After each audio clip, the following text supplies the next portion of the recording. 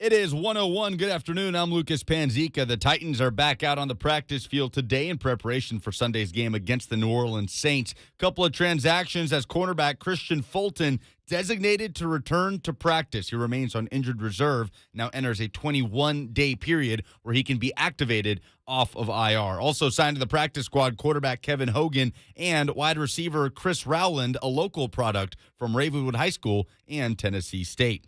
College basketball tipped off Tuesday night. Number 18, Tennessee, opened the season with a 90-62 win over UT Martin. Hit 17 threes in the game. That sets a single-game program record. Freshman Kennedy Chandler, 4 for 4 from deep in his debut with 20 points. Santiago Vescovi also with 20 points. 10th-ranked Kentucky fell to 9th-ranked Duke at the State Farm Classic in Madison Square Garden. Final was 79-71, and 12th-ranked Memphis handled Tennessee Tech at home 89-65. A few Nashville teams in action on Tuesday. Belmont fell at Ohio 92-80. Tennessee State fell against Alabama A&M, and Lipscomb outscored Birmingham Southern 105-98. It was Austin Peay defeating UT Southern. Vanderbilt season opens tonight in Memorial Gym against Alabama State. New college football playoff rankings came out Tuesday as Cincinnati moved up to 5th, Georgia and Alabama at 1 and 2, respectively. For all your foundation repair and waterproofing needs, visit USSTN.com. Breaking news at once on your home for the Titans and Vols. This is 104.5 The Zone.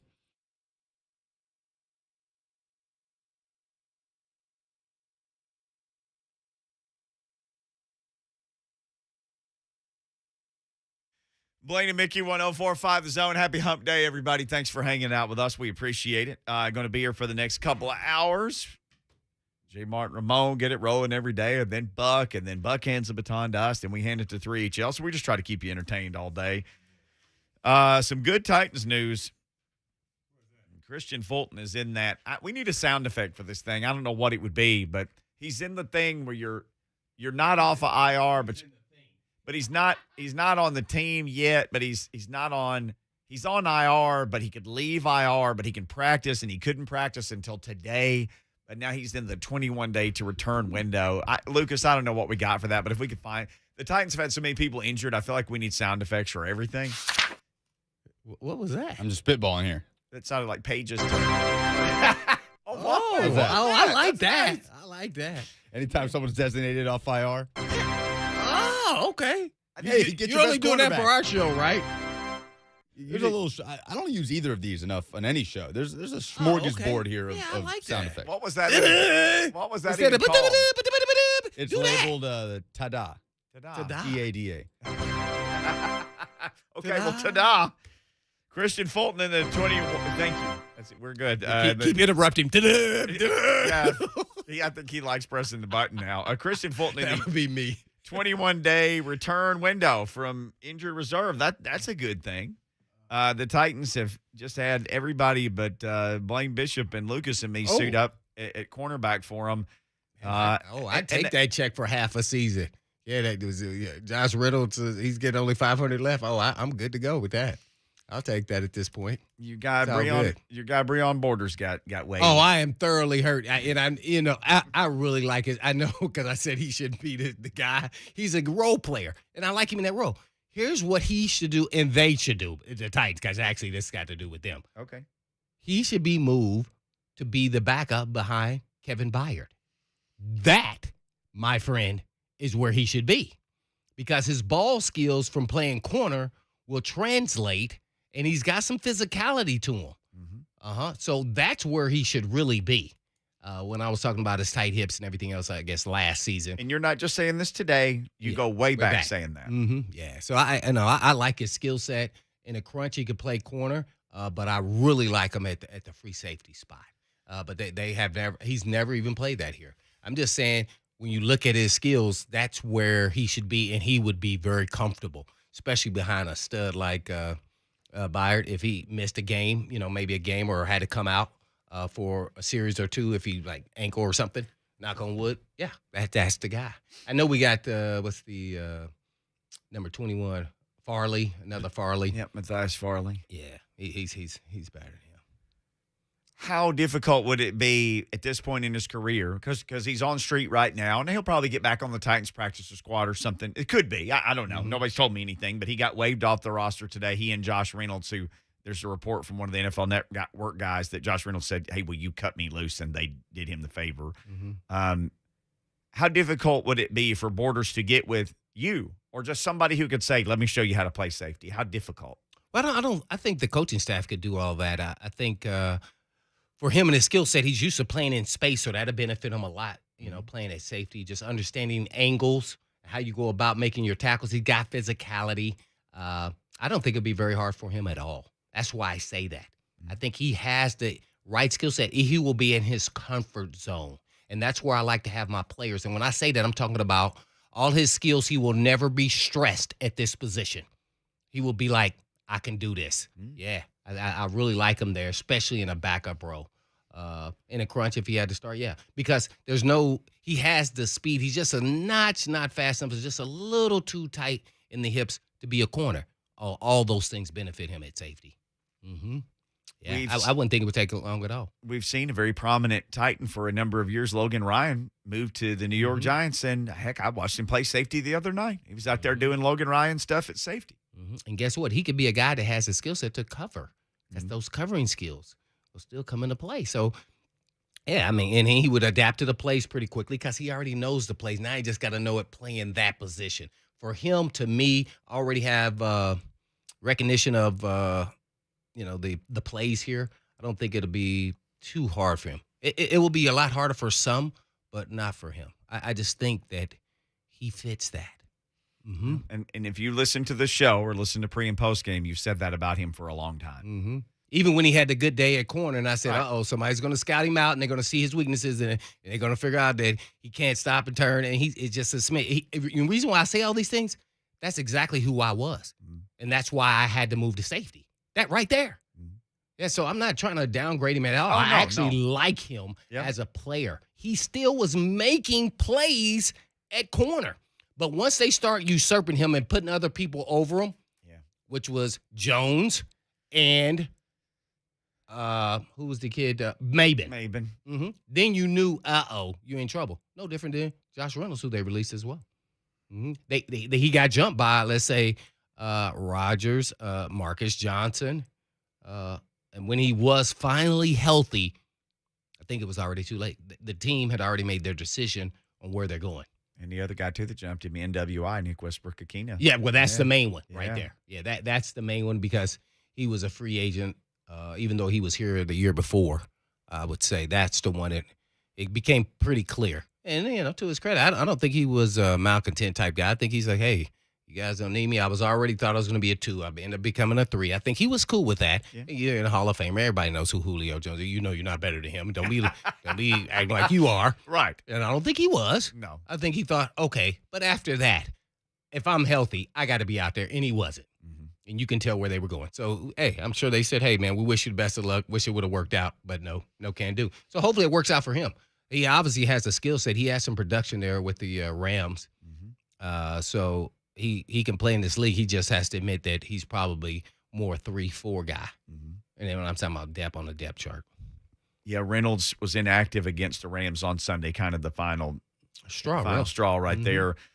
Caught 10 balls for 90 yards. Borders played just 9 defensive snaps in the last 3 games, and all 9 of them came versus Indy. So it was 0, then it was 9 versus Indy, and then it was 0 again against the Rams. A couple interesting things, though. The practice squad quarterback, Barkley, who we kind of liked around here, that dude's on the Panthers now.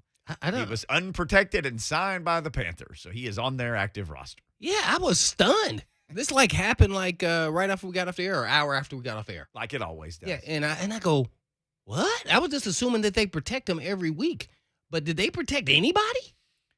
Yeah, you can protect a couple of guys, I guess. You can protect 4. Oh, you can protect 4 guys each week. So, I just don't know how you're going to not how he would be protected every week. We're going to have game balls, and I'm going to give a game ball to an offensive lineman. Not going to tell you who, but I'm sure you can guess just because of what he had to deal with and going out there and doing an okay, even though he got 6 pressures. Right. But guess what? If just imagine if he was invisible, he would have got there would have been a whole bunch of pressures because they had no other option. Lamb wasn't dressed. Lawan was dressed in emergency. That's why he had to dress. So he did a decent job. Well, if your quarterback is not alive, then you have no quarterback and you got to play with a backup. And so this one here, man, this one baffles me because you're low. I mean, man, if Tannehill gets nicked up, now you talking about the fans went in panic. I had no panic when the king went down. He's a running back. We just won't have an elite one. There are no other kings out there. So you got to move forward. But the quarterback, that'd be a different little story. Yeah, it'd be a different story, especially with someone who I don't think Woodside, as much as I want him to do well, and I think he can, I don't think he started ever in a game for the Titans in a regular season. I can't recall. No, he might have got in the game at the end, maybe, or maybe the kneel down and stuff like that, but nothing of significance. So that would be concerning that you let a veteran guy who you know what you get, not to say even he was better than Woodside, right? But you may put Woodside at the first. But if it didn't work out, you knew you had a veteran who can get it done and hold the fort. Mm-hmm. In Barkley, now, at times in the preseason, for what it's worth, I thought they came out even. And Barkley got here late. Right. It wasn't like he got here from the beginning all the way and had a true competition. At first, initially, I thought Barkley looked better. Then the next game, Woodside turned it up and he rose to the occasion for competition. And then now I thought, okay, we can go either way. I thought Barkley threw some throws, though, that I go, I don't know if Woodside can make those throws.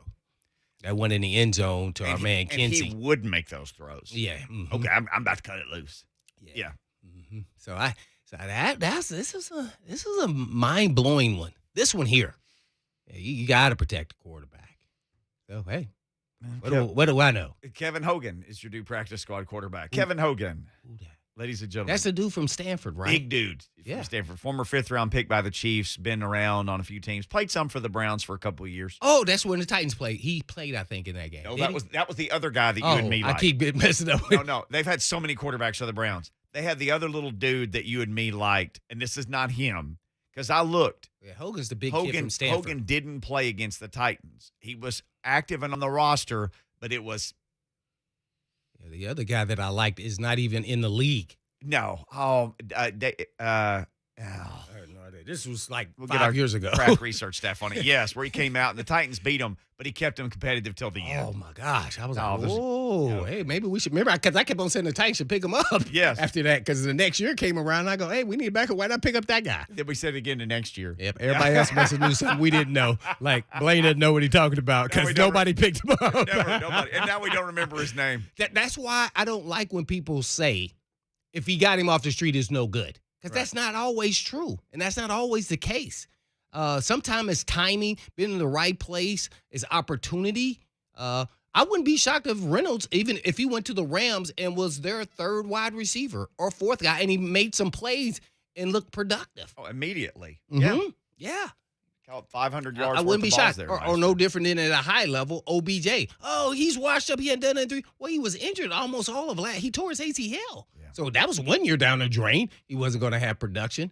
Him and Baker just never kind of fit. He trying to low-key keep his personality and emotions out of the way. He wasn't causing a fit. And then it still didn't work out. They weren't throwing him the ball. So he goes, hey, I need to go. So you just never know. Sometimes another place of scenery is good for certain players. Yeah. Well, I mean, didn't anybody? Right, Ryan Tannehill. That's a perfect example because this is what I used on another radio show. That right there. Yeah. See, he's a prime example of it. People with the Miami Dolphins who cover them, they laugh at me when I go in there and say Tannehill's the real deal. This guy can make every throw. They like he's horrible, and they laugh at me. They laugh. I go on them every year, or every year we play the Dolphins. We play them this year. So do we? No. Yeah. Yeah, we do. So I'll be going on there again. Yeah, well, and one of them's a former player. So it's just like he was horrible. I said, well, man, you go back and look at the stats. He wasn't horrible. That's not true. Maybe he had some up and down. He was inconsistent. But, man, what about his coach, Adam Gase? Adam Gase can't coach unless it's Peyton Manning on the field. That's it. Yeah. I think we found out he's not the guru. The guru is the guy in the Hall of Fame with the yellow jacket, Peyton Manning. That's right. We got a guru coming up next from Pro Football Focus. Eric Eager set to join us. We got lots of Titans questions. He always has lots of Titan answers. The other guy that the Titans picked up just on the way out today, Chris Rowland on the practice squad, the wide receiver. Ooh, from Ravenwood. And TSU. So that local guy gets a shot with the Titans. By the way, returned a couple of kicks for the Good Falcons dude. last year. They need help at kick returner. Maybe. Oh, this dude's built like a rock. He He's gets- muscles all over the place. and fast and twitch muscles and all those kind of muscles. 0-3. All right, Easy all day. We will not talk muscles with Eric Eager, but we will talk to him next. Pro Football Focus, Blaine and Mickey Wednesday. He fast.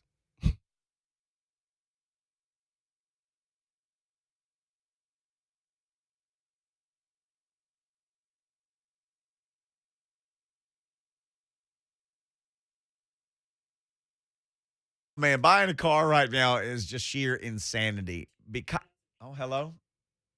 Buying a car right now is absolute insanity. I have to say it again because I still believe it. There's this chip shortage thing, right? So car manufacturers having trouble making a lot of new cars. Well, so if you want a car, you either have to buy one of the new cars, and those are typically marked up over what you normally pay. And then you've also got used cars that people are paying a premium price for. And you think, I don't know what's going on with any of this stuff. It's intimidating. It's nerve-wracking. It is. But you do have somebody who can help you with all this stuff. It's Edmunds. Edmunds has been taking the stress out of car shopping now for over 50 years. They know what the cars are worth. Heck, they know what the car's worth that you want to trade in. So not only will you know what to pay for the one that you want to buy, you'll know what yours is worth when you pull onto the lot, right? You'll know. That way you're armed with knowledge. That's the main thing. Just be confident in your knowledge, and you can do that with Edmunds. Edmunds is here to guide you to your perfect vehicle. Visit Edmunds.com to see their best car rankings and search for vehicles near you. That's EDMUNDS.com. For cars, there's Edmunds.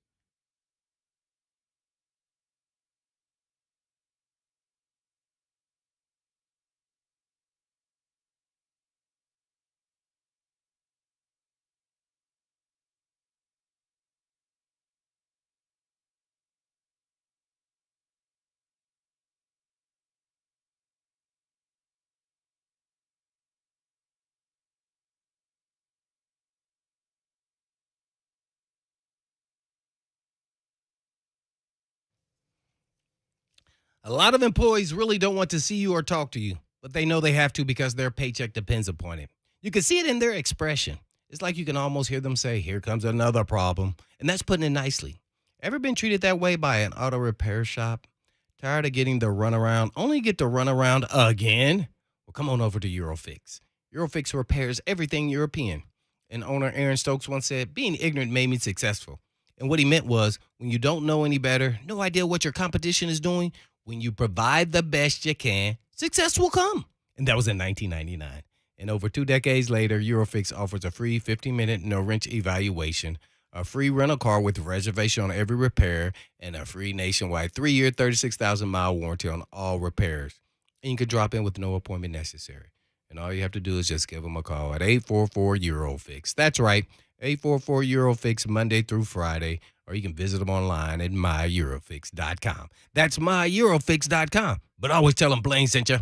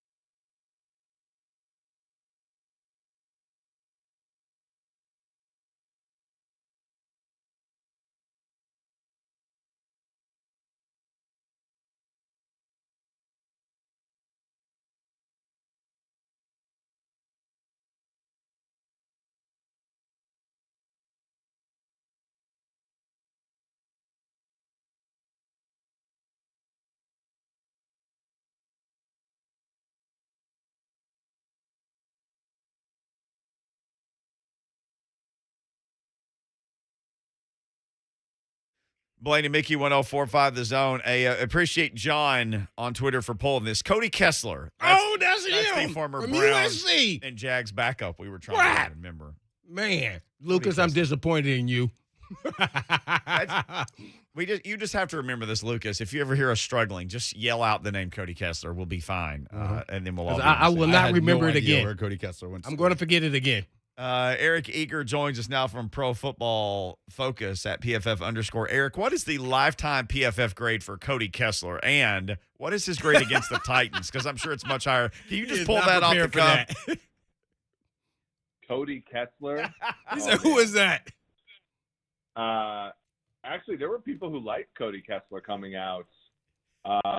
When I pulled up his data, it says there are no snaps for 2021. Surprise, surprise. Yeah, none for 2020 either. Yeah, well, he's not in the league, and I thought he did a good job versus the Titans when he was with the Browns, as well as the Jaguars, too. That just randomly came up, but that is not what we have you on for today. No, it's not. Well, Matt Barkley got snatched away by the Panthers, so Logan Woodside is a Titans backup. Eric, we just don't know much about him. You know, it's hard to really project what he would do, and so then we get winsome about, who might be the backup or who could they have had, and for some reason, that dude's name always comes up around here, even today when we couldn't remember it and someone had to tweet it to us. Meanwhile, we had Hogan come up. So did he play in 2020? Hogan? From Stanford? Do you know? Yeah, Kevin Hogan is the next Stanford? Draft pick. Yep, former Kevin Chiefs. Hogan. Yes, sir. Former 5th-round pick by the Chiefs. He played no snaps. He was on the Bengals last year, though. Okay. Cool. All right. Well, anyway, it's enough backup quarterback talk. Derrick Henry goes down with an injury. What did you think? Okay, I'm the Titans. What do I do? And then how did that line up with what you saw in Los Angeles on Sunday night? Yeah, it's interesting, right? Like, I think, they just went out, started Adrian Peterson, gave him 10 carries. He did score a touchdown. He forced a missed tackle. There wasn't a lot of blocking, so he averaged 2.1 yards per carry. He averaged 2 yards a carry after contact. So by my math, that's 1/10 of a yard per carry before contact. So not necessarily the greatest there. I think that was a tough defense to go up against in the first game without Henry. And luckily for the Titans, their defense played fantastic football on the other side. I think over time they're probably going to lean into A.J. Brown and Julio Jones a lot more. But for the most part, on Sunday night, it looked like they ran their offense normally. It just didn't have the horse back there running with the football. Do you think this team is equipped to keep winning even in the postseason if Derrick Henry never comes back this year? Well, they're certainly going to have an easier road than most teams, right? So on our website, PFF.com, we have our simulation. We have the Titans with a 14% chance to win the Super Bowl, which is the second highest. And the reason for that is the Titans have an inside shot at the 1 seed. They have the 32nd easiest or hardest schedule in football, meaning the easiest schedule in football. So, it's a lot harder to win the Super Bowl without Derrick Henry, but it's a lot easier to win the Super Bowl when you have the 1 seed and you don't have to play in the first round of the playoffs. So those are the two competing things there. I don't know. I think over time they'll learn to evolve the offense to be more of an A.J. Brown offense and more of a Julio Jones offense. And if that's the case, I think they'll be fine. Eric Eager, bringing the knowledge here at PFF_ Eric. He is the PFF VP of R&D. Wonder if he's also on the PTA. Considering a career with the FBI. I have no idea. He's on B and M. Yeah, all initials. Thanks, Eric Eager, for all that information there with initials. PFF is the only one we worry about, though. Thanks, Mickey. But, Eric, I have to ask you, how do you guys go about your evaluation of quarterbacks? And the reason why I want to see where you guys have Tannehill at this point in time so I can come back to you later down the road and see where he's at as this offense evolves and starts throwing maybe a little more than they do running. Essentially what we do, and like I like this to explain by examples, like, the Tannehill didn't have a great game Sunday, for sure. He did not. But he also was not helped a lot by the wide receivers, right? You had two big drops by by A.J. Brown, those pass plays, we give the quarterback a positive grade, right? So Okay. even though he was just 19 of 27, 5.3 yards per attempt, we still gave him a 78 passing grade because, he had to deal with the 2 drops. You add the 2 drops to the equation, and all of a sudden he's 21 of 27 for like 200 yards and possibly a touchdown. So, that's kind of how we do it. And we have Tannehill grading really well. I mean, that offense is not necessarily asking as much of the quarterback as some of the harder offenses are. Right. But Tannehill is an accurate player, 66% completion. He runs the ball really well as well, including the touchdown. But he also had a read keep play that was fairly good as well. He does a lot of good things. I think the chief among them, he doesn't make a ton of mistakes. He only has 7 turnover-worthy plays all year, despite the fact that he has 8 interceptions. That means there's some drops in there. There's some unlucky plays in there. Well, that's why I was asking, where do you have him rank in totality in the National Football League? Is he in the top 15? And I know that's why I wanted you to tell us the parameters. And he doesn't have to be an elite quarterback until now. They're going to have to start asking him maybe do a little bit more in the passing game. And that's on the receivers too as well, and the offensive coordinator, besides the offensive line blocking. So where do you have him ranked? Yeah, so far this year, he's been a top 10 guy. Okay, cool. If you want, so where I have him, kind of like I do this thing for our betting models, basically saying if you take Tannehill off the team and put in a practice squad guy, how many points is he worth? I think Tannehill is probably worth about 4.5 points. That's 14th, right? So he's kind of in a cluster with Matt Ryan, Kirk Cousins, Derek Carr, and him, Joe Burrow, are kind of all in that sort of space of good quarterbacks, but not necessarily elite guys. Yeah. Our grades are more of a reflection of how a guy has played, more so than it is like here's how good he is. You know what I mean? Like I think those are 2 different things. And I think the Titans so far have sort of made sure that the conditions are such that Ryan Tannehill plays well. Whereas offenses like Kansas City's, for example, and you guys saw this when Tennessee whooped up on the Chiefs. The Chiefs offense isn't designed to make Patrick Mahomes look great. It's designed it's designed to need Patrick Mahomes to be great. You know what I'm saying? So it's a little bit different there. Yeah, the pressures of riding your quarterback and then just managing the offense really well with Eric Eager with PFF. Now take that same philosophy and take me down the road of who are your top 3 quarterbacks for MVP of this season thus far. Yeah, that's a good one. I think you have to go, and obviously 2 different styles of play here, but I think the top 2 have to be Tom Brady and Lamar Jackson. Lamar Jackson, if he continues to play the way he is, he will win MVP. They have the 6th hardest schedule in the NFL moving forward. If they win the division, get a bye, all that stuff, Lamar will have had to play really well. The defense is worse. The defense for the Ravens is tied with the Chiefs for the most yards per play allowed. So Lamar is carrying that entire team on his back and playing really well. He's had his moments. The first half of the Vikings game wasn't great, but he's been fantastic. Brady's same. Brady has 25 touchdown passes already. But the Bucs have the 30th hardest schedule the rest of the way. So he's not going to be playing in those primetime games as much. He's not going to be playing in high leverage games as much. So maybe, the voters will forget about him a little bit more. And then obviously I think Kyler Murray is 3rd. The Arizona Cardinals are favorites to win that division for the first time since 2015. Murray's playing fantastic. I think the one obvious chip there is when he was out, Colt McCoy looked great, and Murray has never been a guy that's played all that well injured. He's tough, he plays through it. He's not a wuss or anything, but he doesn't play that well injured, if that makes sense. So I'm glad that the Cardinals sat him. Before, last year they waited a while before they sat him and he was not effective. I'm glad that they sat him. I'm glad they got a backup who can play. And I hope he finishes the season strong because he's been fantastic so far this year. Well, with all that being said, then with the MVPs locked up so far in the year, who do you guys have as the Super Bowl representatives for the NFC and the AFC? Yeah, so the most probable team to make the NFC Super Bowl is Tampa Bay, and with 30% of the time, and the most probable team to make the AFC is your Tennessee Titans at 28%. Whoa. People just had to pull the car over in this market. Oh, Watch out. man. And wow, that was pretty basic. I was a little surprised that you said that. Who's second for the AFC? Well, you guys have a great path. Second is Buffalo with 16%, but guess what you guys have over Buffalo? You had the head-to-head, right? If you finish with the same record, you're getting a bye. You get to pass over the first round of the playoffs. And you saw it last year. The Buffalo was the 2 seed in round 1 of the playoffs. They only beat Indianapolis, the 7th seed, by 2 or 3 or whatever. It was like a field goal game.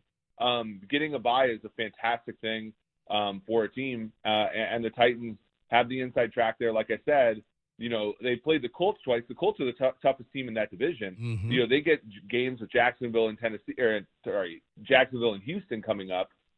They also, you know, have played the 5th hardest schedule to date. I mean, when you talk about the last 4 games, they've been, you know, Kansas City, Buffalo, Indianapolis, and LA Rams. It doesn't get much harder than that, and they've gone, you know, swept those games. They get the New Orleans Saints this week on a, you know, they get lucky, right? I mean, New Orleans without Jameis is a lot easier of a task, and possibly without Kamara, than it is with those 2 guys in there. Well, with Eric Eager with PFF. Eric, where do you guys have Kevin Byard among NFL safeties? Because our eyeballs sure tell us that he's playing well. Yeah, he had. I think I saw this this tweet saying he had like a 90 grade last week. Let me pull up where he's at. Yeah, he's the highest graded safety in the NFL, 91.0. The only safety with more than 200 snaps who has a grade above 90. He's been fantastic. You know, when you look at, he's only missed 3 tackles all year. Opponents have tested him in coverage 25 times. He's picked up 5 of them. That's pretty outrageous. He has 5 pass breakups too. He's only given up 2 touchdowns into his coverage and only 1 penalty. So there's not a whole lot. I mean, and that was the thing, right? When you looked at this Titans defense going into the year, I think most of us looked at them in 2020 and said, yeah, this is a great offense for the defense. I mean, the only reason the Titans won the division is because they had the ball last against Houston in Week 17, right? That was because they weren't stopping anybody. But you see maturation with Jeffrey Simmons and Harold Landry and Danico Autry. You see good linebacker play. And even though you've had injuries and defections at corner, good safety play can make up for it. And I think Byard's, you know, chief among them. Well, I got Blaine Bishop sitting here next to me. He wants to know who has the highest rated duo of safeties in the NFL. If Byard's number 1 on his own, who's got the top 2? Well, it's Titans. Amani Hooker is, depending upon how you know, he's basically second or third, depending upon who you count as the safety there. He is an 86.5 grade. He has only 247 snaps. Yeah, so he's been really good. You know, basically everybody that's played safety for the Titans this year has played good football. But yeah, that's, you know, and again, like I said, I mean, you don't even have Caleb Farley, you know, has missed most of the year. You obviously lost to Dory Jackson. Christian Fulton looks like he's coming off of IR. Things could get even better for the Titans. Yeah, let's hope so. One group that have been hurt by injuries, just like seemingly every position group on the Titans, the offensive line. Certainly they could stand to get things going. Tannehill's been sacked a lot. What have you seen with the Titans' O-line? Yeah, it's tough. I mean, it really did have a hard time. And, you know, when you look at opponents, right, it's hard. You know, when the Rams come at you with Leonard Floyd and Aaron Donald, the Colts come at you with DeForest Buckner, the Bills come at you with Jerry Hughes and Ed Oliver and guys like that. You know, there have been, you know, a fair amount of good offenses they face. When you look at the Titans, you know, it's sometimes hard to put things into context, but the Titans are 28th this year in pass blocking grade from PFF and 9th in run blocking grade.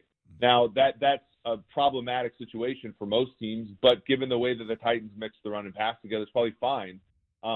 They'll have to improve, though, and I think it'll improve with a little bit of help. You know, Taylor Lewan, you know, sort of out for a lot of that game, a lot of the last few games. That him coming back will certainly help. But, yeah, they need to, you know, when teams know that they're going to pass, they've had a hard time protecting at times.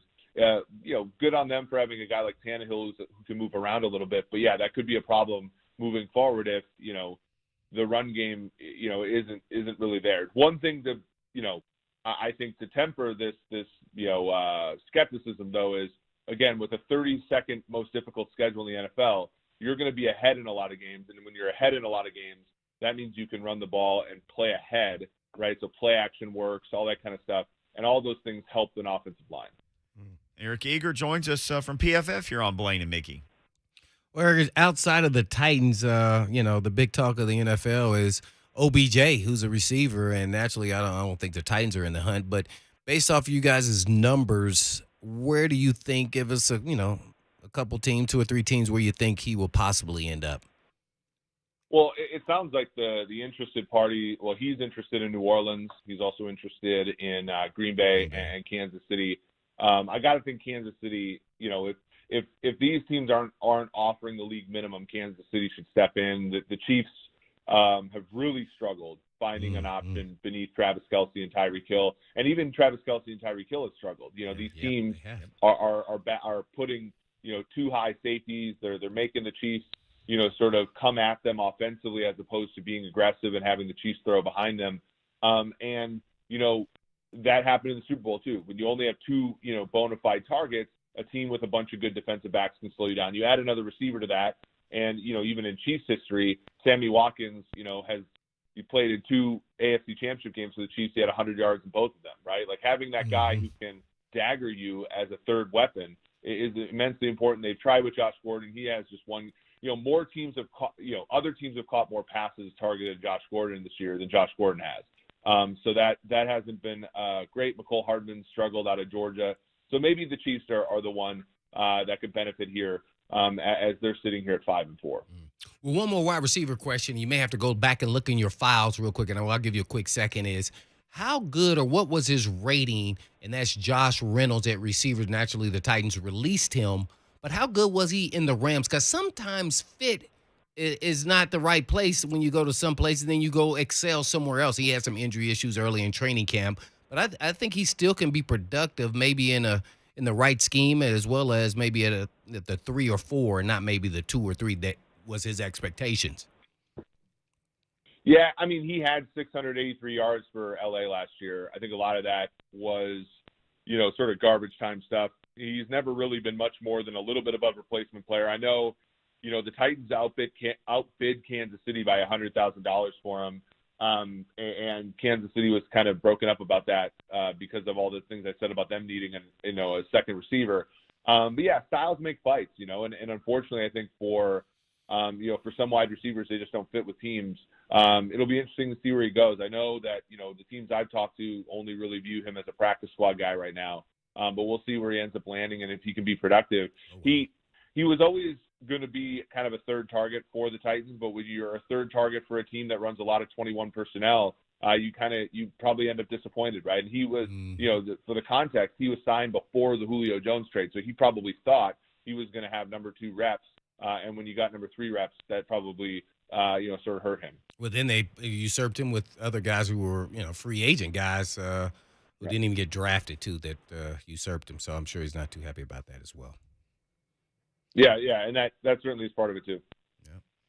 Eric, thank you, man. Always great catching up with you. Appreciate the knowledge. People can, again, follow you at PFF_Eric or anywhere they want to consume the great pro football focus. Thank you, sir. Always good catching up with you. Appreciate it, Eric. Thanks for having me on, guys. Take care. Thank you. Eric Eager. When we come back, I don't know if you caught it.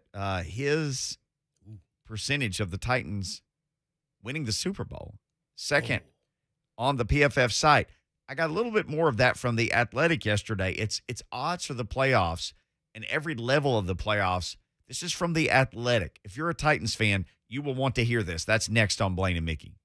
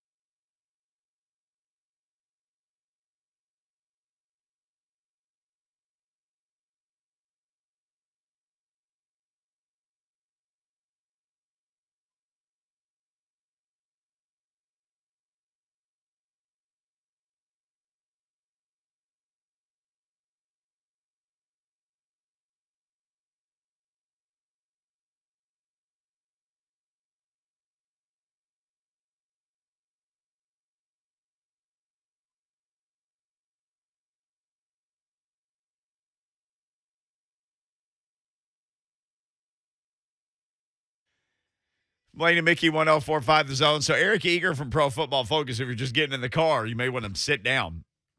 He said Titans had a 40% chance to win this. 14%. Yeah. I love your odds. 40. That was your prediction. 40. 14% chance. 14, yeah, 14% chance to win the Super Bowl, though.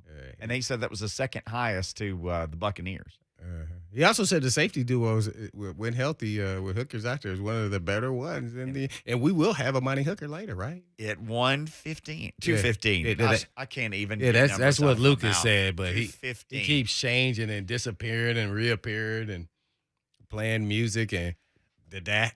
So Amani Hooker today is going to join us at 2:15. Yeah, we asked about Kevin Byard, who a recent ESPN headline called Keith Byard. Oh, they called it Keith Byers, the running back for Ohio State. That's what happened. They got confused. And Harold Landry, Greg Landry, who was like the reason a I Lions laugh because that sounds quarterback. like something I would do, but just not, a 60s and Titan 70s. player. Oh, I do Somebody stuff else. like that every day. Somebody else. I just said 40 instead of 14. So is that forgivable, the Greg Landry thing, because Greg Landry was actually a player? He was a football player. I remember him as a kid. I don't remember the 60s Greg Landry, but I remember the 70s Greg Landry. It's more forgivable than Honor Landry, right? Oh, my gosh. I still don't understand what happened. Poor fans. I don't know where that came from. Mm-hmm. So 14% chance to win the Super Bowl. He said that's the second highest behind the Tampa Bay Buccaneers. That's who Pro Football Focus right now has projected into the Super Bowl, Titans at Buccaneers. So Right. As of right today. now. It's Mhm. still fun to think about, though. Oh, it's just awesome to think about. So here's the Athletic. I caught this a couple days My dreams ago. are coming true. Mm-hmm. If How- this defense continues to go this route, I'm telling you, because they're following the recipe. Tampa Bay, I said it before. That's why they were going to beat the Chiefs. And then this is how you build your team. And then the Titans went out there and signed all these dudes rushing. Well, I agree Because with you. the secondary, the corners is just okay. Let's not get out of hand. But with that pass rush, they're pretty good. Well, I agree with you on build front to back. Build Yeah. front to back on the defense. Mhm. Build front. If the quarterback can't do anything, then you don't have to cover very long. If he's running for his life or getting pounded, guess what? You can have dudes off of IR and practice squads and everything else. Solid players. Solid who played in players this league. Yeah. Can do the job Mm-hmm. in the secondary. And by the way, you have the best safety tandem in the league per PFF. Mm-hmm. So Yeah. when those guys are healthy, so you know you're set there. And then with cornerbacks, Christian Fulton, again, if you're just getting in the car, in that 21-day window to return from IR, so able to practice today. Mm-hmm. Here are those numbers from The Athletic. So it basically took make it to the wild card round, the division round, to make it to the conference championship, to make it to the Super Bowl, and to win it all. I guess it's to win the wild card, to win the division, to win the conference. That's what it is. To win them all. To go to the Super Bowl and then to win the Super Bowl. This is the way they had it. So the Titans have a 100% chance per this to at least win the wild card. Mm. But it would take a massive They may have home field, so they may not even play in that. yes. Correct? Yeah. So they have just even if the Colts were able to somehow pass them, they still have a 100% chance basically to make the playoffs. They have an 89% chance to win the division, which I think it should actually be higher at this point. They have a 54% chance right now to win the AFC. I know you just love these numbers, don't you? I can tell. Or to make the conference, right? They have 54% chance to make the conference championship game. They have a 31% chance to make the Super Bowl. And per The Athletic, they have a 16% chance to win the Super Bowl, which is higher even than the 14 from Pro Football Focus. Lucas, do we have in the can what Coach Mack with the Mack attack would say to this? If Candy and Nuts were, Oh, I don't have Yeah, that. in yeah, I the should drop. get that. Candy said. and nuts drop. yeah, that's You have to die. that's the reason why I say that, because that's how the coaches and the players think when they hear that, because they all know we have no idea, but we're just going to keep grinding game after game. We have to take it one at a time. We have to focus on the task at hand, because you can get beat, and those numbers will change. Yep. Yeah, by anybody. Yeah, that doesn't matter how good you. Yeah, You know who likes those numbers though? you people, do. People driving home in their Yeah. car right well, now. oh, they That's love like a it. The warm fans. blanket. Oh, yeah, the that's a fans. They warm love blanket. this. Yeah, Put now on. the national media take that. Mm-hmm. Mm-hmm. You know what athletes do? They have to block out all the noise. And that is noise. As Yeah, Nick that- Saban said, yeah. rat poison. Yeah, and unfortunately, with social media, it's almost like you got to see the noise. Yep. You got to hear it. You got to see it and everything else. So it's like, dang, man, we doing that well? We just grinding. I think Titans fans would say you've got all this going for you, and you've literally lost more players to injury and more games than any other team. Remarkable. That is special. And by the way, Fulton, everybody's talking about him being a possibility of playing this week and coming off the IR deal that you love, that the league has implemented. Yes. But, man, he's only been in the league 2 years. He's been hurt 2 years in a row. I just don't understand how all these guys, I mean, man. We got to get him a yoga mat or something for the offseason. I don't know what his injury are, and they could be all serious. I don't even know. Last year, what was it? I don't know. Growing, maybe? Hamstring? I don't know. This year it was knee, ankle, growing, all the above. So you start saying, well, dang, we just got to plan on he's going to miss 2 years. Man, I'm looking back. The league was a lot tougher in my day, and I'm just going to say that. I can't even remember no games I missed my first 3 years. And it's not because I got hit in my head. I do not remember missing a game. It was like life or death. I am not missing a game. That's where the mentality when the caller called in yesterday has changed. It's not life or death to him. It's just not. Fulton hamstring this year. That's what they called it. Yeah, you know, I'm just perturbed with when a young player. I used to be this way. Ask guys on the team, like, how are you? You should be able to. You're 21, right? You should be able to run for days. Stuff should be stretchy, limber. Yeah. I'm like, what? Your hammy? Oh, you want me to get you some baby wipes? They used to hate me. I used to be like, you want some baby wipes for those, man? Those hammies you got? Man, you better put a back plaster on that hamstring. Let's go. I'm gonna warm up that hamstring. I have that thing on fire. Let's go. Man, I don't get it. How do you, all these people, you know what I used to think, and sometimes it was true, and sometimes not. I have no idea. Nobody would admit to me. Here's what happens. You can go get dehydrated if you're out there drinking. Okay. Yeah. Brew, liquor, however you want to put it. And then you come back on practice the next day. Day Tuesday off. You go out to the little party to the tardy, especially a young dude. Going to hit the town. And next thing you know, that's when you get a strain. Dehydration from drinking. And I used to be like, yeah, where'd you go last night? Yeah, where'd you go? Which part? You were in Printer's Alley? I heard you was down there. I know the security guard. Yeah, man. These dudes, man, stop it. Focus. You got all summer to be dehydrated. Yeah. Wait till your bye week. Come on, bro. We got to say bye for this segment. Monty Hooker's. We trying to get somewhere, man. You stopping us. We need you. At 2:15, we'll ask him how hydrated he is. That's coming up. And big horses in the trenches, they ain't going nowhere.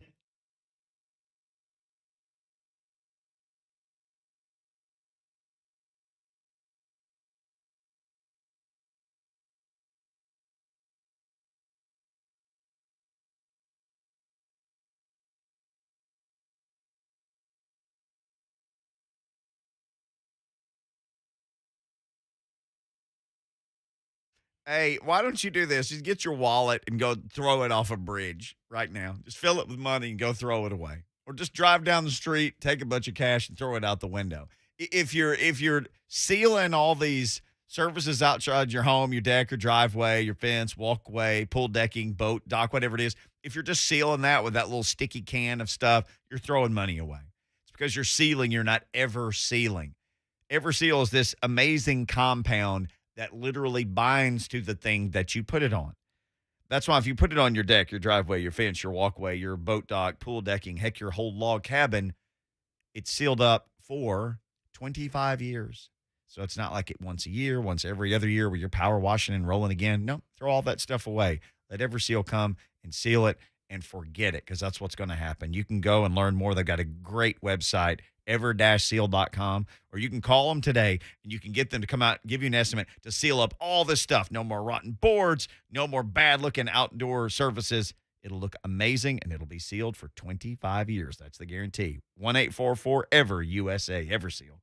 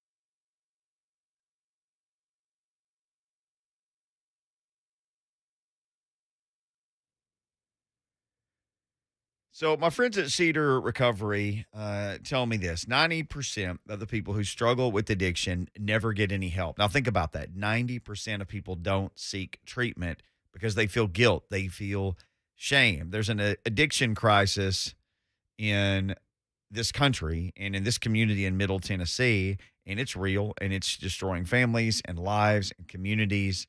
And we got a bunch of people who are afraid to go and seek treatment because of some stigma or because they're afraid of some kind of judgment.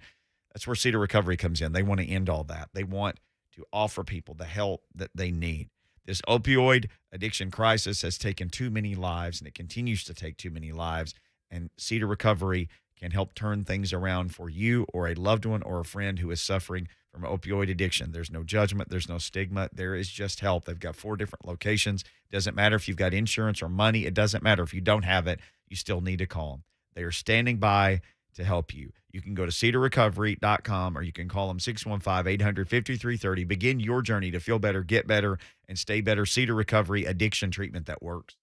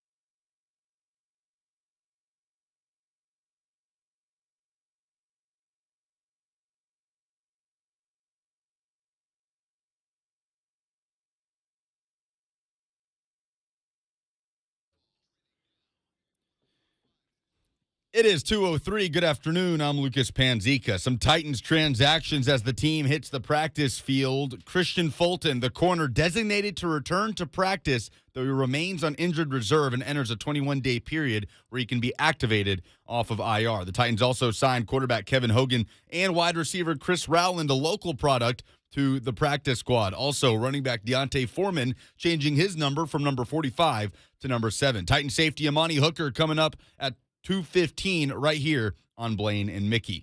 College hoops tipped off Tuesday night. Number 18 Tennessee opened the season with a 90-62 win over UT Martin.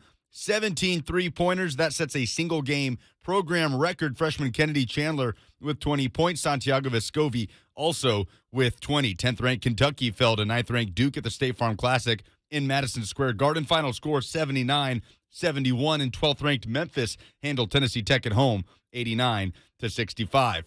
Some Nashville teams in action. Belmont fell at Ohio 92-80. Lipscomb outscored Birmingham Southern. It was Austin Peay over UT Southern. Vanderbilt season opens up tonight in Memorial Gym against Alabama State. Also, TSU falls against Alabama A&M in the opener. For all your foundation repair and waterproofing needs, visit USSTN.com. Breaking news at once on your home for the Titans and Vols. This is 104.5 The Zone.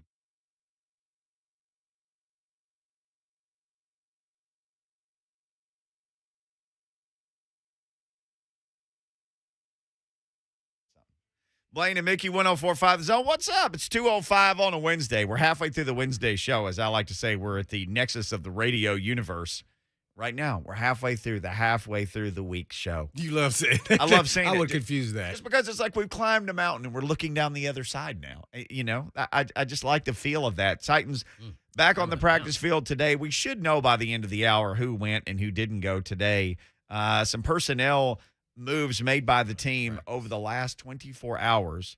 One of the people that we should see that was at practice day is Christian Fulton. He's in the 21-day to return window from IR. We have a sound effect for that now because the Titans have so many people on IR. Right. That's Which does not mean that he will play, but he is practicing, and we'll see at the end of the week. Yes, we need a different sound for fully off of IR. But Christian, How about an elated Coach Mack? I'm fine with that. It also sounds like the bully from The Simpsons. So Christian Fulton in the 21-day to return window from IR. You don't have to do the sound effect again. Tuesday, they waived Breon Borders, and they waived Josh Reynolds. Oh, because Borders kept Borders around that end zone, boy. He made so many plays in the end zone. He come in, hey, somebody's hurt. Hey, go out there, Borders. He go knock the pass down. Boom. Not even stretched out. Just go, Borders. Yeah, I think it was because of his big shoulder pads. But Go play corner, Borders. yeah, they need to move Borders to say, I like Borders. Bring him back. Safety. He played just 9 defensive snaps in the last 3 games, all 9 of those versus Indy, talking about Breon Borders. You've said this about Did him. a good job then. You've said this about him before. After you watched him play the majority of a game last year, you came on the post-game show and said, look, he filled in. He did a fine job. That dude's a safety. Yeah. And then the next week they played, I want to say, Minnesota. And everything that I picked on, they saw that film and said, we're attacking that. They attacked him. He and I felt bad, like, oh, man, were they listening? He was under siege. He did a phenomenal job. He's still done a great job. But once they put Maben and Chris Jones ahead of him this last week, you knew, looked like trouble. And where there's trouble, there is trouble. And he's gone. Boom. Just like Josh Reynolds, who was leapfrogged by like 6 people. Including Nick Westbrook and Keena. And it's funny. Right. Chester Johnson, Rogers. I love Chester and Rogers. Marcus Johnson were both on the practice squad last year. Remember, they were both around. Both of those guys were around. And we, especially Chester Rogers, we talked about him a bunch. Like, this guy could help them. Yeah, I watched him. I thought he was a good player with the Colts. He got injured. I looked it up. I think he had like oh, man, I can't remember. It was whatever it was. It put him out, and then when he came back, they were like, well, we moved on. Yeah. So that's what I'm talking about. Timing, your injury, opportunity, all those things factor in. And he came to the right team because he brings a different facet because he could also return punts and kicks. Yep. So, and he's kind of that form of different than what they had, which were taller, longer receivers. Got to have different dynamics at receiver in the position, which you can bring to the table. So he's kind of their version of a route runner, jitterbugger guy. Not all the way that, but yeah, sure-handed. Always a good place for a guy like that. You know, different than he's a poor man's Adam Humphries, just not with the salary. I was going to say, yeah. Without the salary. Much better deal for sure. I know we got about 30 seconds. We're actually taking a break early because Amani Hooker is going to join us straight off the practice field today. Hooker. So you'll just want to just stick and stay because of that. They lost Matt Barkley yesterday off the practice squad. Oh, He's I'm signed with the perturbed. Panthers. I know you're mad Matt about that. Barkley, what? He was great at USC. They replaced him. He's a journeyman. He's been around. He's solid. Kevin Hogan, the former Stanford quarterback, has been signed to the practice squad, along with Ravenwood's own and TSU's own Chris Rowland. Hey, There's no who is that with him. Rolling. To me, he's worth – keep him in the back of your mind. They're having all kinds of trouble returning kickoffs. That's what he did for the Falcons in a limited appearance. Kickoffs and punts. Yep. He can do both. Man, he is a for real jitterbugger. And speed. this spot for that guy. Hometown guy. Good for him. So, very exciting news. Think about that guy. He's on an NFL team sleeping in his own bed tonight. Pretty cool story. Yeah. All right. Pretty cool story. Amani Hooker off the practice squad joining Blaine and Mickey. That's next. Stick and stay. You don't want to miss it.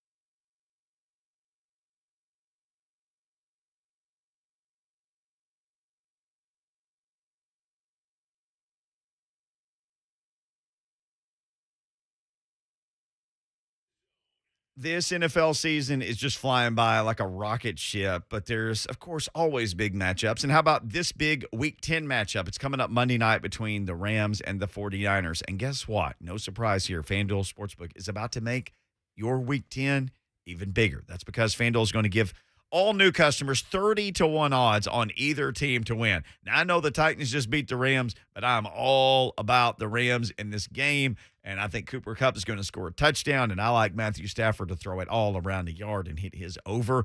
But it's FanDuel. It's easy to go on there and find a sport, find a game, find a bet that you want to make. Plus, when you'll get paid in as little as 2 hours if you're already a FanDuel Sportsbook user. FanDuel hooking up all customers with $50 when you refer a friend. Plus, your friend will get $50 too. Just invite them. Use your exclusive referral link, which can easily be found when you tap the refer icon. It's America's #1 sportsbook, FanDuel. Just sign up. Use the promo code Mickey, MICKEY. You got to be 21 or older, present in Tennessee. New users only. $10 first deposit required. Must wager in designated offer. Market max bonus $150. Bonus for Tennessee users filled in site credit within 72 hours. Tennessee site credit expires 14 days after. Strict restrictions apply. See full terms at sportsbook.fanduel.com. If you got a gambling problem, call the Tennessee Red Line at 1-800-889-9789.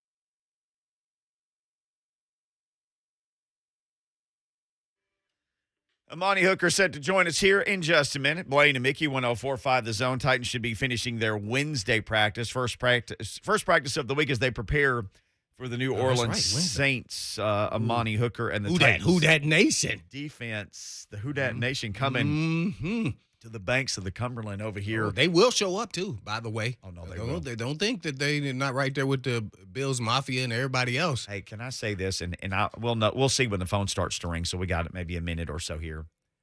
I was watching a little bit of that Dallas and Denver game. And people think Denver, Dallas. But Denver won, right? Yeah. America's team, Dallas. Let me tell you something. Denver scored a touchdown in that game. It sounded like a home game, and the camera panned out. And here's the deal. That was a silver and blue team playing an orange team. There was so much orange in the stands. I could not believe it. Well, watch this. Everybody wants to go to, the Jerry World. They sure do. And everybody wants to come here. Mm-hmm. Because this is a great city now. They want to drive around in a bus with no top and yell around. Oh, yeah. And pedal. And pedal, whatever it takes. They get some exercise in, too. So they can get it all in. So this is more of a phenomenon. It's not just, Titans fans, you sold your tickets to the Bills fans. No, people get in everywhere. It's everywhere. Mm-hmm. Oh, yeah. By the way, that Fuller kid, that corner that wasn't playing corner, now was playing corner versus the Cowboys, looked pretty good. I know a lot of people, oh, man, he's not playing. Something's wrong with him. Don't trade for. Yeah, he looked pretty good. Mm-hmm. He started in this league. This guy knows how to play. And for a minute with the Bears. This guy can play. Come on, bro. It's economics. You draft a guy first round, they're going to put him out there. Well, except the Titans. They're going to draft a guy that's injured, so they can't put him out there. Then they put him out there, and he gets injured again. What kind of luck is that? Bad. Man. Hey. The first rounder gets injured, was already injured, and then a first rounder that wasn't focused. That's a nice way of saying it about the Panda. I guess, is he still on the Giants practice squad? I don't know, man. I mean, if so. Guess what? We need a tackle. Would you bring him in and put him on a practice squad? No. I will say this. He's in New York, big city of dreaming. There's a lot of trouble out there, man. I think now you are who you are, and then money really makes you who you are. All right. But COVID and that dude just being a boat with no rudder. Think about that. A boat with a thing on the back that was nice. that turns the boat. He's a boat with no rudder, and he can't go to the building because of COVID, and he can't be around his teammates. And I'm not making excuses for him, but that dude could have really used being in the locker room every day with teammates. He could have really used that. Maybe it doesn't save him. Maybe it did.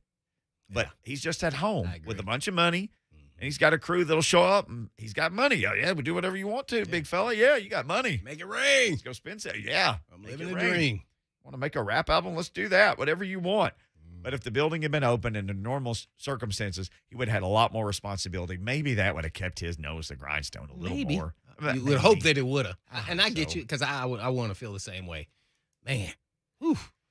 All right, if not, we got to get old Bobby Hart. Or we can do our game ball since we're waiting.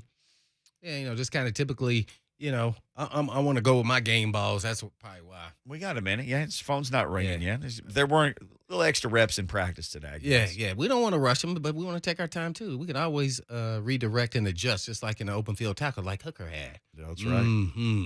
Good tackling by Hooker. But my game balls, and I got to start off with my favorite. My favorite. This is straight for you, Buck Rising. Yes. Oh, boy. Mm-hmm. Bobby Hart is my offensive game ball.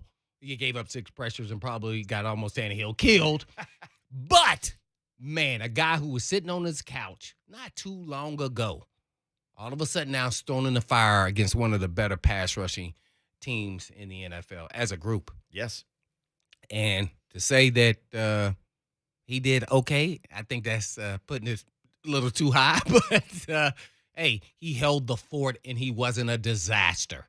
That's all I can say. And that is, by my friend, is what everybody, I would applaud him as a teammate because I know how difficult that actually is. And to do that this quickly, I think you can say, I can work with this. I can build on this. That doesn't mean he's going to be a starter or anything like that unless you have to. But you start as a coaching staff and as teammates, you start looking at him and say, okay, I can see what he's working with. Okay, he can get better. That was his first time out there in some major, the lights were on, by the way. Yeah. And I would say he did okay. And you want to say that can he play a lot better? Absolutely. Get a bunch of practice reps this week too, right? Yeah. So he needs I would assume that the sky's the limit and he can only go up from here. So, I give him my offensive game ball. Defensively, you can kind of pick your poison wherever you want to go. I think he can go from Archery to Simmons to Byard. I mean, you can keep going Hooker. You name it. There was a lot of guys there, so as a unit. Special team-wise, there was really nothing.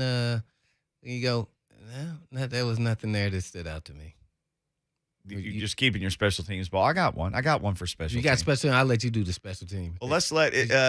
I don't see Lucas is smiling. Okay, he's moved back into the spotlight in there. Normally we do game balls on Tuesday. Yesterday just got kind of crazy with all that was going on, so we're doing it on Wednesday. You can always tweet us your game balls for the Titans each week at Blaine and Mickey. Lucas, game balls for you as we wait on Amani Hooker's call after practice. So Jeff Swaim, 4 catches, 29 yards, and I take yours, and a touchdown. Oh, This is the man. risk. This is the risk. That's Watch this. posed when you He's go our out. leading tight end. He's 4 catches is getting you the game ball. 15 receptions this season, 105 yards and 2 touchdowns. But it's been enough, right? Right. No, it's been critical times. No Where doubt. Anthony Ferkser hasn't really been able to step up like a lot of people thought, it's been Michael Pruitt and Jeff Swaim and even Tommy Hudson at times. So I'm sorry, Mickey. I'm going to make you go to your plan B on offense. No, he's gonna stick with it. Have you got one? What's your defense? Defense, special Special teams. teams. What did you say, Jeff? No, If you didn't say I said Jeff, everybody. Everybody? Okay. I mean Byard. I mean Simmons, Archery, Hooker. It has to be Jeff for the way that he the half. manhandled Okay, Edwards. Now you got that too for me. Yeah, Okay, I'm sorry. What's your special team? Special teams. I swear. I didn't pick one. Morgan Cox. Okay, Every long fine. snap was perfect. All right, phone is ringing. No. Let's get The Amani Hooker long off the snapper. line How here. are we going to give a game ball to somebody? That's what he's supposed to do. Well, he gets a game ball. We didn't say his name in the game. That's No, he did what he's supposed to. That's like, like you give it to the quarterback because he handed the ball off correctly. I don't think he wanted to say Brett Kern because that's who I picked. Yeah, I'm And gonna go Big with Jeff. Karen. And Jeff Swain, 4 for 29, a touchdown. He is the leading tight end catch-wise on this team. Maybe- and no maybe- one thought he would do Maybe it. you know who would have better insight than us, Mr. Hooker. Who he wants to give the game balls? We'll just ask him about special teams.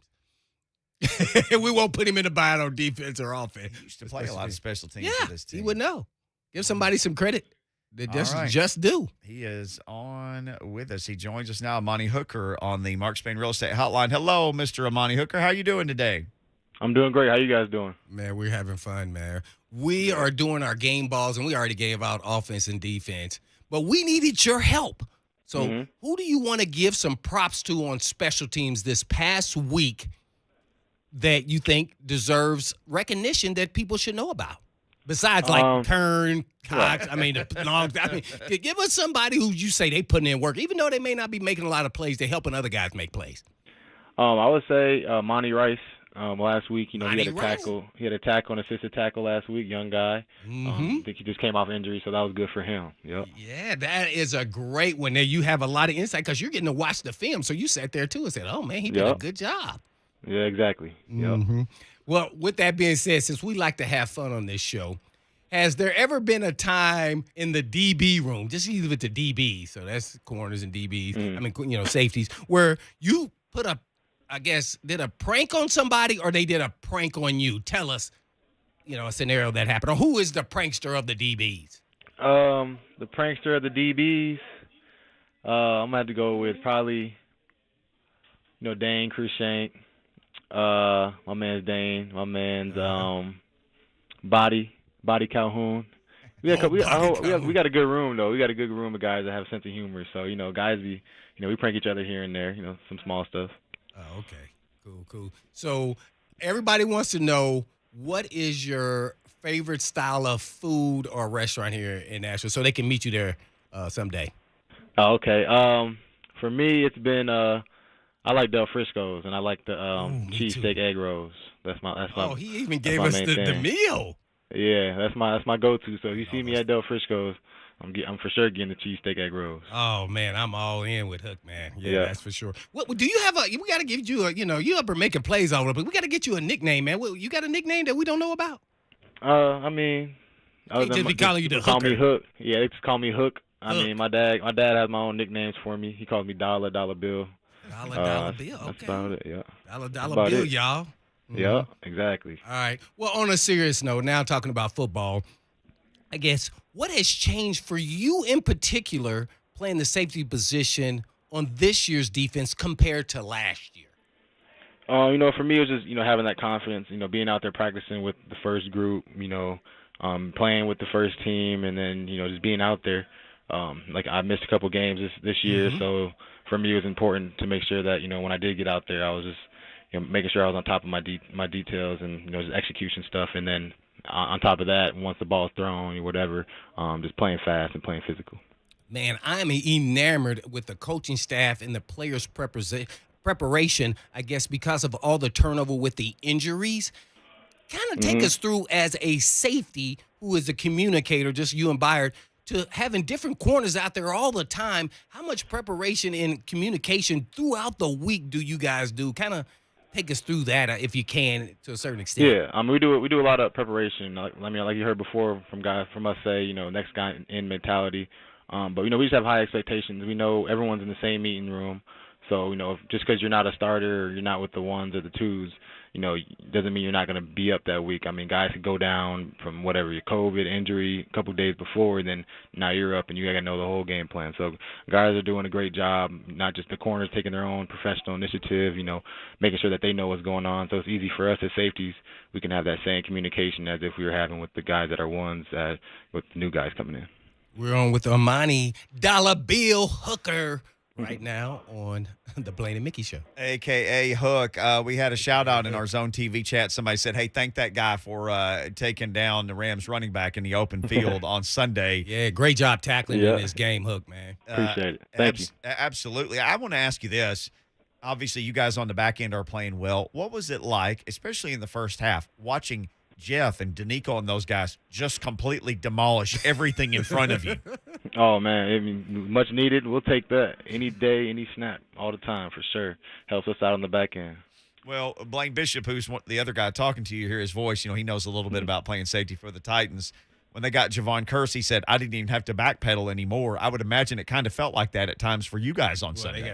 Yeah, I mean, at some point you heard the crowd yell, and then it just got real quiet. So we knew someone was back there. How is the communication, Amani? That was a word that we heard a lot from guys. We're working on our communication. We got to get better with communication. How has that gotten better this year and obviously more streamlined for you guys? It's been way better this year than years past. And then just understanding the whole concept. I mean, instead of just knowing your job, guys are understanding the whole scheme of the defense and what we're trying to accomplish. Well, and it's interesting, too. You mentioned missing a couple of games with injuries. Cornerbacks have been banged up a little bit. It really doesn't matter through this winning streak who has played in the secondary. That's got to be a cool thing to either see Dane step in for you or Maben come off the street or Chris Jones come off the practice squad, to see all those guys in the DB room always step up and play well. Yeah, it's definitely encouraging. I mean, it gives the coaches trust and the depth that we have. They can they trust guys that put not even to you don't have to worry about not calling certain calls. We can still call anything we want. The playbook's still open, so it's definitely encouraging, and we like to have that. Saints are coming up. How do you prepare for a guy like Taysom Hill, who's essentially a linebacker who throws the ball sometimes, and then Trevor Siemian, who you actually know because he was on this team briefly? Yeah. I mean, we still got the same. It's a new challenge every week. You got Kamara. He can do it all. You catch it out the back. He can run, change the pace back, shifty back, and then you got they can put in Taysom Hill in there. He can run it and he can also throw it. So we got to be on our P's and Q's, and just a new challenge this week. We're getting going on it this week, and I think at the end of the week we'll be ready to go. Monty Hooker, our guest, a.k.a. Hook, among other nicknames that he has carried with him. You can find him on Twitter at Amani Hooker 37. He's on with us now on Blaine and Mickey. Yeah, Hook, I'm trying to figure out, man, you guys do an exceptional job in the red zone this whole season. Kind of take us through why you guys are so good in the red zone. Is it emphasized a lot at practice? Because usually red zone is on Friday, correct? Yeah, it is on Friday. It's later on in the week. But main thing for us is communication. I mean, teams are gonna try and get you picked. Teams are gonna try and get your eyes messed up. But if you can just get lined up and communicate as fast as possible, and just as long as you're lined up, you'll be able to play faster instead of guys scrambling around. Miscommunication, don't know who you have. So, but like I said, this comes down to that communication. It helps us, just get lined up, and then you can just play ball from there. Now, I know you were on the field, but did you even glance up, and look at like, oh, this is a nice spaceship stadium, man? Like, how did it compare? You were on the team when they played in Jerry's World, right? Right? Yep. Yeah. So how does it compare to that stadium? I wasn't there. I wasn't there, yet? and nope, That I was was next 18. year. Okay, but, Yeah. what But, did you think of the stadium? Did you get a Oh chance no, to that check it was out? one of the best stadiums I've ever played in, for sure. I mean, I went out there before warm-ups just so I could see it, so I wasn't like starstruck, 20 minutes before the game. So Yeah. I went out there a little earlier, and yeah, it's definitely a nice stadium, and it's real sweet.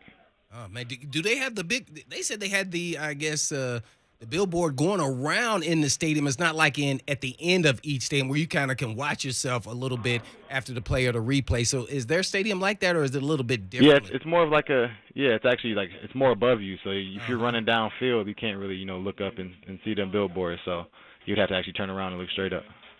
But yeah, nice stadium though. Yeah, I have to ask you this. This is kind of a me thing, but are you a cold tub guy or a hot tub guy, or both?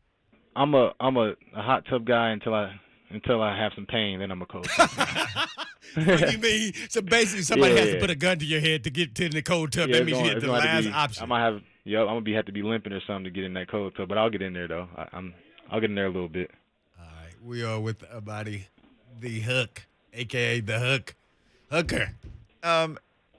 I know you can't be in awe of anybody because you have the same job they do. You're an NFL player. It doesn't Right. it doesn't work that way. Fans get in awe of players, but you can't. But was it strange at least looking in the locker room across the floor and going, that's Adrian Peterson over there. He's on our team. Yeah. That had to have been at least Oh, you probably some play with kind him of- on video games or something, huh? Yeah. Yeah, I mean, I'm from Minnesota, so Yeah. all my Oh, homies, that's all my right. homies, and all my family's like, hey, you got AP now, a legend, and all this stuff. So, I mean, it was definitely pretty cool to see him in person and to be on the same team because, I mean, I was in 3rd, 4th grade and he was playing, so it's pretty sweet. And did you see him come out and you practiced with him? We saw videos, but you had to think, look at the spring in this man's legs at 36 years old and 16, Yep. close to 16,000 rushing yards. Pretty amazing the juice he brings.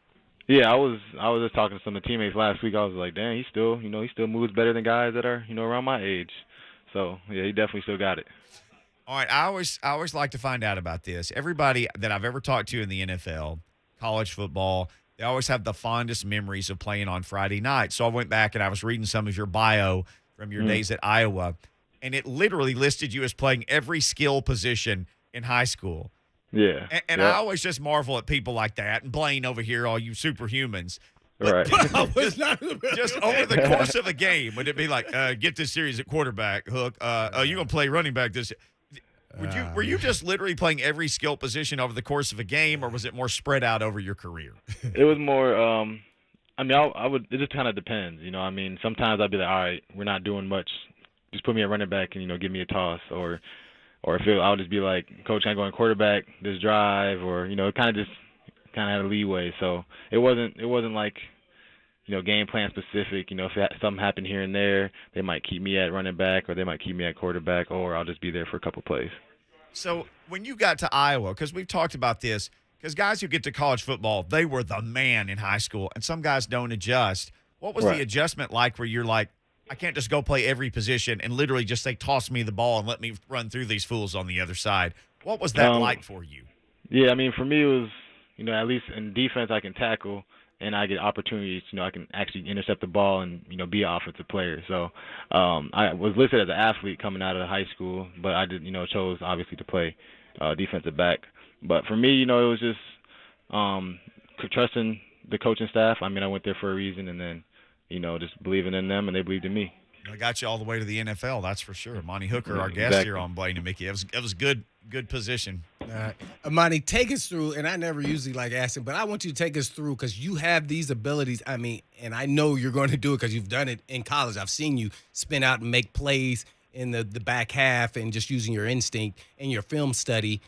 Take us through the Byard play. because he jumped that route and he had no business being there. Kind of take us through what he was supposed to be doing and then what he saw early in the game that made him, hey, I heard this check.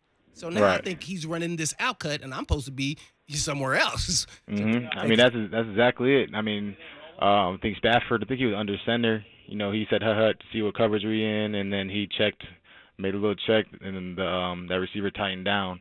And I was like, they tightened down to the splits of like their quick game. So I think Jackrabbit had mentioned like, hey, KB, here comes the out route. KB was supposed to be more inside. But the tight end. I mean, he's seen, inside the tight end, but he's seen the quarterback looking, and Rabbit gave him that little hint. So, I mean, ball players make plays. Yes, and that's what people don't understand. He has to know, okay, I'm going to cover for you, Jackrabbit. You jumped this, so I got to be back here for the double moves. So that's pretty cool. Man, who was your favorite safety when you were in college that you used to like watching? When I was in college watching? Yeah, and not your college players, but pro player while you were in college. I'm sorry. I would probably say at that time, Micah Hyde, the Iowa guy, and then Jamal Adams.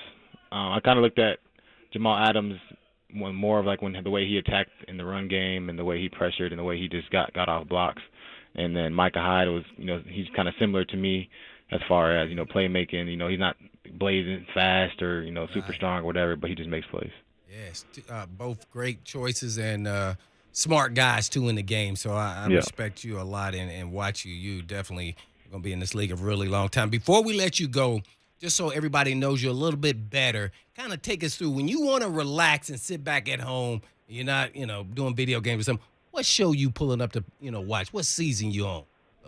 What show I'm pulling up? Mm-hmm. Well, I'm pulling up the anime.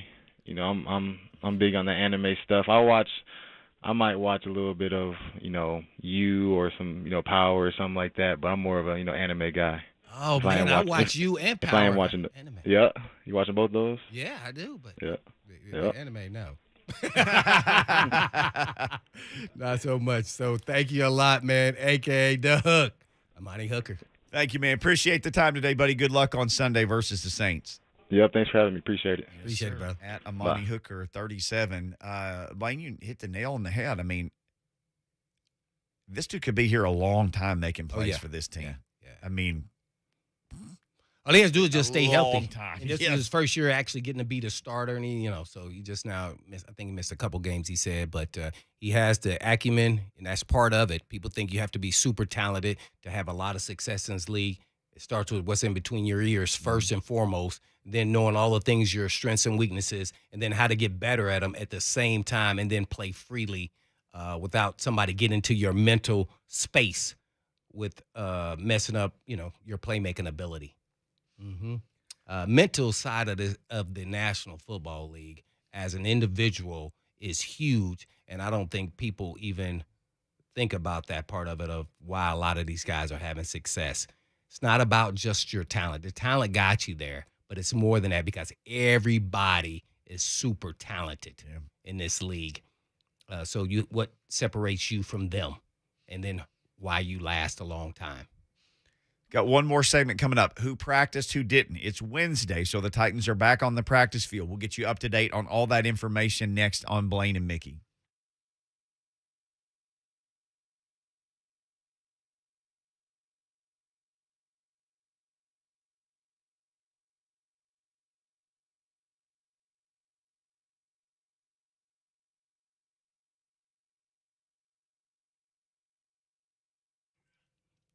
How many nasty waiting rooms have you walked into while waiting on your vehicle repair? It's like you don't want to sit down or touch anything because there's grease all over the place. Well, at Eurofix, you'll find luxurious waiting rooms with all the internet connectivity and refreshments you need in a safe environment. And Eurofix fixes everything European with an ASE-certified technician.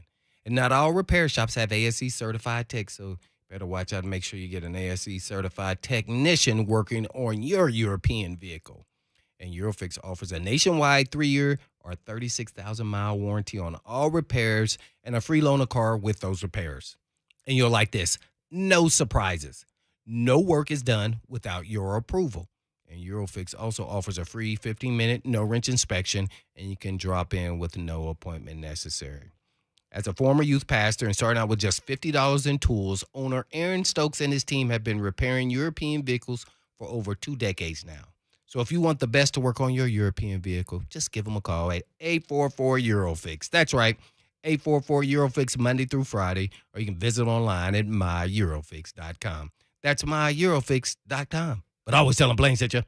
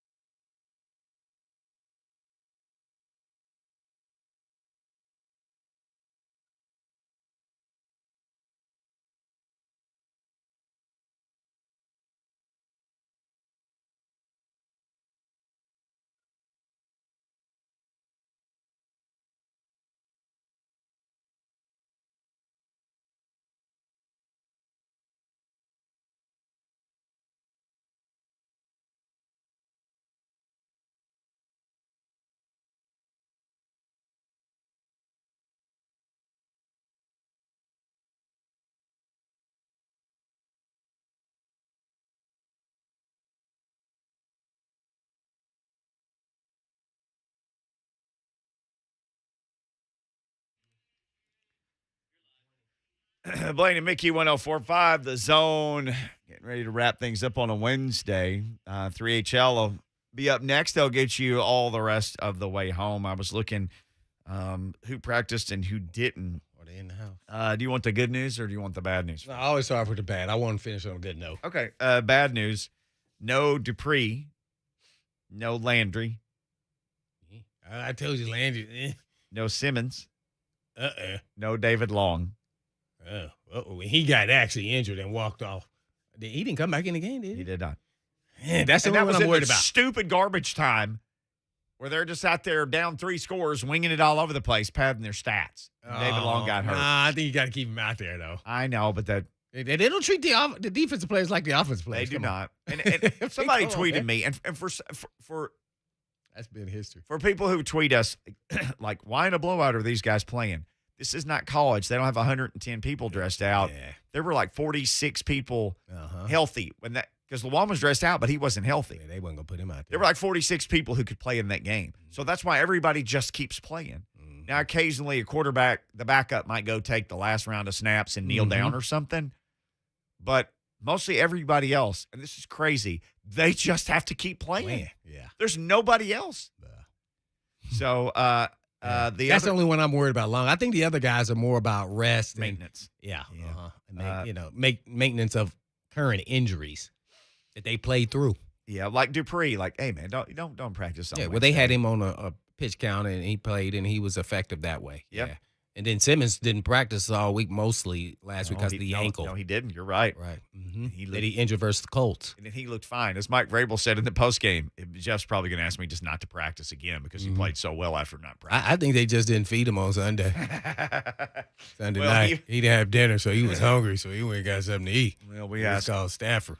Monty Hooker about that earlier about, watching that destruction in front of him. He was like, oh, man. I mean, whoa. Yeah, as a DB, you like, ooh, I'm glad that happened. He said it would get real loud, then it would get real quiet. Right, yeah. Except when Big Jeff goes through his roar. Ooh-wee. The other guy, and I forgot about this fella just because he's more of an into the roster guy. The safety Jamal Carter did not practice. He was a more recent addition to the roster, one of the backup safeties. So here's the good news: returning. This we already knew because the Titans put this out earlier today. In the 21-day to return portal is Christian Fulton, so that's very good news. Here's who also returned to practice today. Number 1, Taylor Lewan. Number 2, Nate Davis.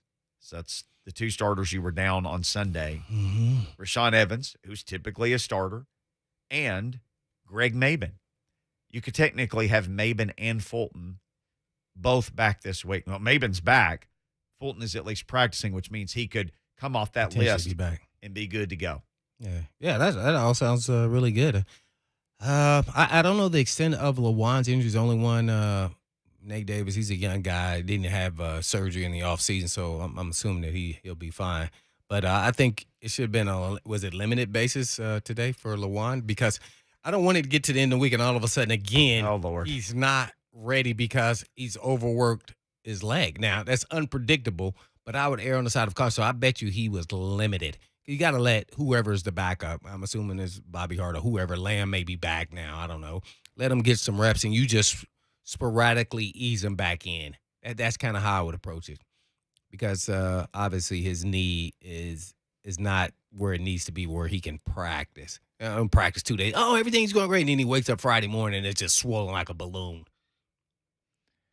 Don't have the official practice report yet. This was the John Glennon list of who I saw and who I didn't see. Now, as you know, that report usually drops about 3:01 or something. Oh, okay. So we don't know who was limited or who wasn't today. But second week of practice for Adrian Peterson, second week of practice for Deontay Foreman, who you caught this earlier in a video. You're like, who's the big dude in number 7? He switched numbers that It was rascal. Foreman. Yeah, he did. I guess if you don't have to Who buy was out 7? Matt Barkley. Oh, I thought he was 14. He was 14 I think only he in the started as preseason? 14, and then somebody got cut at the cuts, and he's like, I really like 7. That's the number. Was 7 his number at USC? I think it was. I think that was his number at the Eagles. Yeah, wait, nobody's behind you, bro. The wall. He's like looking around like, I think he was going to get the answer. He was from number the wall. 7 at USC. I knew it, dude. I got it. That's yes, good pull. I finally got one right. You supposed to play the music, ding dong. So he got his college number back, but now that he's gone, Deontay Foreman was like, wait a second, I don't have any jerseys to buy out. Because here was the thing, you could switch to a single digit, but you had to buy out all your jerseys. So if you were like Leonard Fournette, you wanted to wear number 7, you had to buy out all the. Yeah, nobody was buying the Barkley jersey, so he wasn't even on the team. There weren't even any made. Hey, so he's like, I can pick any number. Same for Foreman. Like, dude, I just got here. Just take the 45 off and sew a 7 on there. Yeah, 7 looks a little sweeter, too. The single digit, you're going to look long. They're going to have 7 and 8 at running back. Mm-hmm. Yep. I just hope 7 and 8 run for, a combined 125 or something. That's what I would They really like. got 7, 8, and 10 in the backfield because 2 plus 8 is 10. Jeremy McNichols. Don't start mathing me. Don't math me. Nah, I was just messing with you, though. Well, you are messing with me if you're doing math. That was fun, man. Yeah. It was fun. 2 hours already gone, and no more math. What? Just, We're done? Just 3HL. That's coming up next. Oh. Happy Wednesday, everybody. Oh, yes, and it's a beautiful day outside. So everybody be safe out there and be peaceful to everyone. But as always, from the Blaine and Mickey Show, Peace.